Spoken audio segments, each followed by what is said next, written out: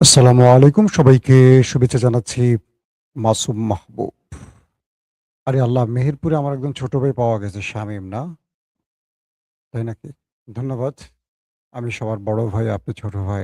Very sad news from Muslim উম্মাহ। Ilias Noakhali. Ilias America থেকে নোয়াখালী গেল কখন? ফোন দিয়ে দেখতে হবে। ইলিয়াস আমেরিকায় আছেন আবার নোয়াখালী চলে এসছে। দর্শক, সংক্ষিপ্ত সময়ে খবরটি দিব। বিকেলের খবরটা আমি খুব সংক্ষিপ্ত করতে চাই কারণ রাতে আমি আপনাদেরকে একটু বড় করে খবর দেওয়ার চেষ্টা করব। আ গুরুত্বপূর্ণ যে খবরটা আমাদের হাতে আজকে আসছে সেটা হলো আমেরিকা ইরানের উপর একটা বিগ অ্যাটাক করতে যাচ্ছে। আমেরিকা ইরানকে বড় সারপ্রাইজ দিতে চায় একটা বড়সড় হামলার মাধ্যমে।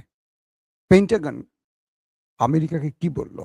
হোয়াইট হাউজে আমেরিকা তার যুদ্ধকালীন যে ক্যাবিনেট বা তার জেনারেলদের সাথে, রাষ্ট্রের হাই অফিসিয়ালদের সাথে কি মিটিং করলেন, কি সিদ্ধান্ত নিলেন? এবং ট্রাম্পের সিদ্ধান্তের পর ইরান কি সিদ্ধান্ত নিল? কিছুটা পশ্চিমবঙ্গের খবর আজকে দেওয়ার চেষ্টা করব ভারতের নির্বাচনের ফলাফল বিষয়ে। ১ম যে খবরটি দিয়ে আমি শুরু করতে চাই, পশ্চিমবঙ্গ দিয়ে শুরু করি, আমি ভারতে তারপর আমেরিকা চলে যাই। আগে মানে বাংলাদেশ থেকে শুরু করে পশ্চিমবঙ্গে যাই, পশ্চিমবঙ্গ থেকে আমেরিকা চলে যাই। আজকে পার্লামেন্টে আমার একটা বক্তব্য অসম্ভব ভালো লেগেছে। সোশ্যাল মিডিয়ার কল্যাণে পেয়েছি, সেটা নাহিদ ইসলামের বক্তব্য। একটা দীর্ঘ বক্তব্য তিনি দিয়েছেন। আ জুলাই অভ্যুত্থান থেকে বা জুলাই বিপ্লব থেকে আজকে পর্যন্ত পুরো প্রেক্ষাপটটা নাহিদ ইসলাম তুলে ধরেছেন। যদি সোশ্যাল মিডিয়ায় কেউ দেখেন, আশা করি উপকৃত হবেন। তথ্যগুলো আমার কাছে ভালো লেগেছে। বিএনপির উদ্দেশ্যে আমার ২ টা ছোট বক্তব্য আছে। ১, জনাব তারেক রহমান তার ২ টো কালকে মনে রাখতে হবে। ১, ১৮ বছরের লন্ডন জীবন, এরপর বাংলাদেশে আসার পর ক্ষমতার জীবন। ২ টো জীবনের মাঝখান থেকে তারেক রহমান কিছু শিক্ষা নিতে পারেন। ছোট মানুষ হিসেবে বলছি। ১, আমি যখন চ্যানেল ১ এ কাজ করি, আমার যাত্রাটা শুরু হয় টেলিভিশনে। এর আগে পত্রিকায় কাজ করেছি। আমি তাকে একাধিকবার দেখার সুযোগ হয়েছে এবং খুব নিকট থেকে বিএনপির ক্ষমতার স্বাদ নেয়ার সুযোগ হয়েছে। অর্থাৎ আ যেকোনোভাবেই হোক সেটা আমি আপনাদের ডিটেইল না বলি। আমি তারেক রহমানকে দেখেছি এবং লন্ডন জীবনে তারেক রহমানকে দেখেছি, খুব কাছ থেকে দেখেছি। খুব কাছ থেকে মানে খুব কাছ থেকে একদম নিবিড়ভাবে তার কাছ থেকে দেখার সুযোগ পেয়েছি। আমি একবার প্রশ্ন করেছিলাম তারেক রহমানকে যে, "আপনার বিরুদ্ধে 'প্রথম আলো', 'ডেইলি স্টার', 'যুগান্তরের' মতো পত্রিকা আপনাকে যে এত বড় চাঁদাবাজ, সন্ত্রাসী, জঙ্গি, দুর্নীতিবাজ বানালো, এর ব্যাপারে আপনার কোনো বক্তব্য নাই কেন?" তিনি বললেন, "দেশের জনগণ এর উত্তর জানে।" আমার মনে হয় দেশের জনগণ এর উত্তর জানে না। উত্তর দিতে হয় বাংলাদেশে।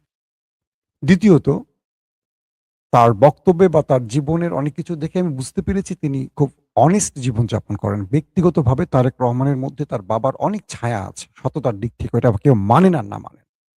বিরোধিতার স্বার্থে যারাই বলবেন, এত পার্সেন্ট ওটা খাম্বা, হাম্বা, হাবিজাবি বলেন, বিদ্যুৎ নাই। এগুলো অনেকটাই রাজনৈতিক ভাষা। তবে তিনি নিজেও স্বীকার করেছেন যে তার সঙ্গে যারা ছিলেন, এদের মধ্যে কেউ দুর্নীতি করতে পারে। তবে তিনি করেছেন এমন কোনো প্রমাণ বাংলাদেশে নেই। কিন্তু বাংলাদেশ বা বিরোধী শিবির, আওয়ামী লীগ বা বাম ঘরনা, রাম ঘরনার গণমাধ্যম তারেক রহমানকে বাংলাদেশের সবচেয়ে বড় দুর্নীতিবাজ বানিয়েছিল। কিন্তু দেখেন সবচেয়ে বড় দুর্নীতিবাজ ছিল শেখ হাসিনার পরিবার, তার সন্তানরা। একটা গণমাধ্যম কখনো সজীব ওয়াজেদ জয়কে নিয়ে একটা প্রশ্ন তুলেছে? তোলে নাই। কিন্তু তারেক রহমানকে নিয়ে হিউজ কথা হয়েছে। তার মানে কি গণমাধ্যম তোলেনি বলে সজীব ওয়াজেদ জয় ছিল ফেরেশতা? বিষয়টা এরকম না। তারেক রহমানকে সেই কালটা মনে করতে হবে। তারেক রহমান যখন লন্ডনে বিভিন্ন ইস্যুতে বক্তব্য রাখছিলেন, বাংলাদেশের স্বাধীনতার ইতিহাস, ১ম প্রেসিডেন্টকে, বৈধ প্রেসিডেন্টকে, এটার পুরো কাজগুলো তখন আমরা করতাম। পুরো ডকুমেন্টেশন এর কাজগুলো, স্টাডির কাজগুলো আমাদের টিমটা করত। ওটার ধরেন প্রধান দায়িত্বে ছিলাম আমি। সেই সময় তারেক রহমানের বক্তব্য আইন করে বন্ধ করে দেয়া হয়। ১ম এ মানে শেখ হাসিনাই বন্ধ করে দেয় তার ক্যাঙ্গারু কোর্ট বা আদালতের মাধ্যমে। কোন টেলিভিশন তারেক রহমানের বক্তব্য প্রচার করত না। একটা টেলিভিশন বক্তব্য প্রচার করত, সেটা হলো একুশে টেলিভিশন। সেই প্রচারটাও আবার আমরাই করতাম। কারণ আমি একুশে টেলিভিশনের নিউজ এডিটর ছিলাম। আমার স্পেশাল করেসপন্ডেন্ট ছিলেন কনক সারওয়ার। তারেক রহমানের বক্তব্য প্রচারের জন্য সবার আগে ধাবরানি আমি খাই। আমি দেশ ছেড়ে চলে যাই। পরবর্তী একই অপরাধে কনক সারওয়ার আটকা পড়ে ৯ মাস জেল খাটে। ভাগ্যক্রমে আমি বিদেশ গিয়ে বেঁচে যাই। একটা বিষয় একটু মনে রাখা উচিত। আমরা কিন্তু সাংবাদিক ছিলাম। আমরা কিন্তু দলবাজ কোনো কর্মী ছিলাম না। সত্যটা তারেক রহমানের বক্তব্যটা তারেক রহমানের মুখ থেকে প্রচার করতাম। আমরা তারেক রহমানের বিএনপির নেতাকর্মী বা মিছিলের কেউ ছিলাম না। বা বিএনপি পন্থী সাংবাদিকও ছিলাম না। সংবাদ কর্মী হিসাবে কাজ করতাম। এখন আমার বক্তব্যটি শুনে আপনাদের কাছে মনে হচ্ছে আমি বিএনপির লোক ছিলাম, বিষয়টা এরকম না। মানে যে সাংবাদিকতাটা বাংলাদেশে কেউ করে না, আমরা সেটা করার সাহস করেছিলাম। আমরা আওয়ামী লীগ বিরোধীও ছিলাম না। কিন্তু সত্যটা প্রকাশের জন্য জীবনের অনেক লড়াই বা অনেক কি বলবো বিপদের মুখোমুখি হতে হয়। তো গত ১৮ মাস যারা ১৮ বছর যারা তারেক রহমানকে দুর্নীতিবাজ বলেছেন, তাকে লুটপাটকারী বলেছেন, অনেক কিছু বলেছেন, জঙ্গির মদতদাতা বলেছেন। সেই গণমাধ্যম, সেই লোকগুলো কিন্তু এখন তারেক রহমানের পাশে এসে দাঁড়িয়েছে। সেটা 'প্রথম আলো', ডেইলি স্টার সহ আরো অনেকে। যারা তারেক রহমানকে নিয়ে তুচ্ছ-তাচ্ছিল্য করতেন, প্রধানমন্ত্রী তারেক রহমানের পাশে এসে তারা ভিড়ে গেছেন বড়, বড় প্যাকেট বা খামের জন্য। বিএনপিও সবকিছু ভুলে যায়। বিএনপি তার বন্ধু ভুলে যায়, শত্রুকেও ভুলে যায়। শত্রুকে বন্ধু বানিয়েছে, বন্ধুকে শত্রু বানিয়েছে। তো এই সংক্ষেপ কথাটুকু এটুকু বললাম বিএনপির উদ্দেশ্যে যে, আজকে যারা বিএনপির পক্ষে কথা বলছেন, তারেক রহমান প্রধানমন্ত্রী হওয়ার আগে তারা পক্ষে কথা বলেন নাই, বিরোধিতাই করেছেন। আওয়ামী লীগের পক্ষে কথা বলে পকেট ভারী করেছেন, এখন বিএনপির পক্ষে কথা বলে পকেট ভারী করছেন। এদের থেকে সাবধান থাকবেন। কারণ কালকে যখন তারেক রহমান হাসিনার মতো বলব না, এটা ভুল হবে। তিনিও একটা গণতান্ত্রিক প্রক্রিয়া ক্ষমতা শেষ হবে, বিদায় নেবেন, আবার নির্বাচন হবে। মনে রাখবেন সেই সময়টা আজকে এই লোকগুলো তারেক রহমানকে বৃদ্ধাঙ্গুলি দেখাবে। যেমন গত ১৫ বছর বাংলাদেশে বিএনপিপন্থী সাংবাদিক খুঁজেই পাওয়া যায়নি। যারা ছিল সব জেল-টেল মোটামুটি খেটেছে, দৌড়ের মধ্যে ছিল। কিন্তু বাংলাদেশে এখন সবাইকে বিএনপিপন্থী সাংবাদিক মনে হয়। মনে হয় না? সবাইকে বিএনপিপন্থী মনে হয়। কেউ আর আওয়ামী লীগ নাই। তাহলে ১৫-১৬ বছর আওয়ামী লীগের সাংবাদিকগুলি কোথায় গেল? আমাদের রুহুল কুদ্দুস দুলু ভাই পার্লামেন্টে খুব দুর্দান্ত একটি কথা বলেছিলেন। সেটা হয়তো আপনারা শুনেছেন। তো তারেক রহমানের কাছে অনুরোধ থাকবে, আপনার দুর্দিনের মানুষগুলোকে আর সুদিনের মানুষগুলোকে একটু মেলাবেন। যাতে কালকে আপনি ক্ষমতা হারালে ঠিক হাসিনার পরিণতি ভোগ করতে না হয়। কারণ হাসিনার পাশে আর কেউ নাই। কিন্তু সবাই হাসিনার পাশেই ছিল। এই বার্তাটা আমার প্রিয় বড় ভাই, আমি যেহেতু রাজনৈতিক কর্মী নই, তাকে বস বা তাকে নেতা কি বলবো? বড় ভাই বলি, তাকে ভাইয়েই বলে আমি ডাকতাম। সেই হিসাবে বললাম। কারণ অনেক খবর আসতেছে। চারদিক থেকে যা দেখতেছি পরিস্থিতি, দিনকে দিন জামাতের বিক্ষোভ মিছিলের লোক বাড়ছে। ঠিক আওয়ামী লীগের সেশনটা এরকমই হতো। বিএনপি বা ৪ দলীয় জোটের মিছিল বড় হতো, ২০ দলীয় জোটের মিছিল বড় হতো। হাসিনা দেখতো কিন্তু কর্ণপাত করেনি। কিরে ওদের মিছিল বড় হয় কেন ভাবতো না। মানুষের পালস বা সাধারণ মানুষ যেদিকে চলে যাবে, তারা একদিন কিছু করে ফেলবে। এটা আওয়ামী লীগ ভাবেনি। অতএব বিএনপিকে বুঝতে হবে, মানুষ জামাতের মিছিলে যায় কেন? জামাত কি পাবলিক পালস বা পাবলিকের ভেতরটা বুঝে রাজনীতি করছে, না বিএনপি পাবলিকের হাত ছেড়ে দিয়ে নিজেরা নিজেদের মতো রাজনীতি করছে? যে দফাগুলো দিয়েছে ৩১-৩২ দফা বা যে কথাগুলো আগে বলেছে, বিএনপি কি সেই পথে আছে? দেশের মানুষ কিন্তু এখন বিরোধী দল বিএনপিকে না, সরকারের বিএনপিকে দেখছে। তারা যেন বিএনপিকে আওয়ামী লীগ না ভাবে, এটা মনে রাখতে হবে অবশ্যই বিএনপিকে। দর্শক, আসেন মূল খবরটায় আসি। মার্কিন প্রেসিডেন্ট ডোনাল্ড ট্রাম্প তিনি বসেছিলেন হোয়াইট হাউসে তার গুরুত্বপূর্ণ ব্যক্তিদের নিয়ে। মার্কিন জেনারেলরা উপস্থিত ছিলেন, উপস্থিত ছিল তার প্রতিরক্ষা মন্ত্রী, আরো গুরুত্বপূর্ণ ব্যক্তিরা। তারা সিদ্ধান্ত নিয়েছেন ইরানে একটি অ্যাটাক দরকার। কারণ বিগত ৪০ দিনের যুদ্ধে ইরানের কাছে আমেরিকার পরাজয়টা হয়ে গেছে। বিশ্ব গণমাধ্যম এটা মোটামুটি বারবারই বলার চেষ্টা করেছে। এখন যদি ট্রাম্প এই যুদ্ধবিরতিটাকে স্থায়ী করে বিদায় নিয়ে যায়, তাহলে আগামী মধ্যবর্তী নির্বাচনে ট্রাম্প জিতবে না। এবং ট্রাম্পের পরাজয় মার্কিন প্রেসিডেন্টের কয়েক যুগ পর একটা পরাজয় স্বর্ণাক্ষরে লেখা থাকবে। কারণ এই যুদ্ধে ট্রাম্প ইতিমধ্যে হেরে গেছে। তাহলে ট্রাম্পকে একটা ফেস সেভিং এর জন্য বা একটা জয়ের দরকার। ট্রাম্প ইরানকে বলছে যে আমাকে কোনো রকম একটা অ্যাটাক করতে দাও। হুমায়ূন আহমেদের একটা নাটক আছে। সেই নাটকে একটা দৃশ্যে দেখা যায় যে ডক্টর এজাজ ভাই একটু মানে মাথা খারাপ লোক থাকে। তো কিসেঞ্জার মারা গেছেন তিনি। আমার খুব প্রিয় মানুষ। তো তিনি হিন্দু নাপিত থাকেন। তার বাবা বলতেছে যে তার একটা হিন্দু নাম থাকে অমুক, "আমার ছেলে তোমার মাথায় একটা বাড়ি দিবে। দিলে আমার ছেলের মাথা ঠান্ডা হয়ে যাবে।" তো উনি বলতেছে, "স্যার আপনি এটা কি বলেন?" কয়, "ঠিক আছে তোমাকে আমি ৳১০০ দেব।" কয়, "স্যার আপনি এটা কি বলেন?" "ওকে তোমাকে এক বাড়ির জন্য ৳২০০ দেব। শুধু ২ টা বাড়ি দিলে আমার ছেলের মাথা ঠান্ডা হবে। আমার ছেলে এখন বিয়ে করতে যাবে। তার মাথা ঠান্ডা খুব জরুরি।"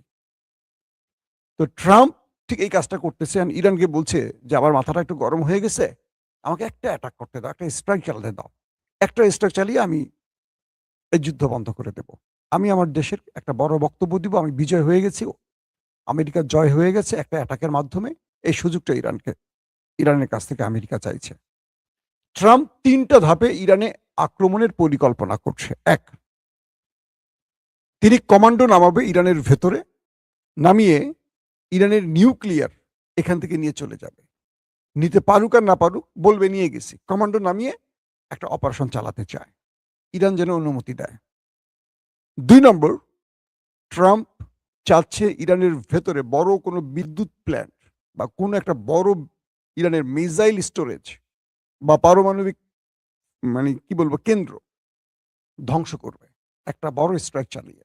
তারপর ট্রাম্প বিজয় ঘোষণা করবে আর ইরান চুপ করে থাকবে। ইরান কোনো প্রত্যুত্তর আর দেবে না। ফাইন। অথবা সমুদ্রে বড় একটা অ্যাটাক চালাবে ইরানের উপর। তো ট্রাম্প মূলত এই ৩ টি জিনিস ইরানের কাছ থেকে চেয়েছে যে, "আমি তোমার মাথায় একটা বাড়ি দিব, ৳১০০ নিবা।" ওই হুমায়ূন আহমেদের নাটকের মতো। ইরান বলছে, "ওকে ফাইন, আসো, একটা বাড়ি দাও, মাথা পেতে দিচ্ছি। তবে আমাকে একটা সুযোগ দিতে হবে।" ট্রাম্প, "কি?" "আমি তোমাকে ৫ টা বাড়ি দিব। তুমি একটা দাও, দিয়ে মাথা ঠান্ডা করো। মাথা ঠান্ডা থাকবে, তখন আমি তোমাকে ৫ টা বাড়ি দিব।" ট্রাম্প কয়, "এইটা আমি খেলব না, আমি এভাবে খেলব না। আমি একটা দিব, তুমি ৫ টা দিবা, এভাবে তো খেলা হয় না।" কয়, "তুমি কি পাগল পাইছো?"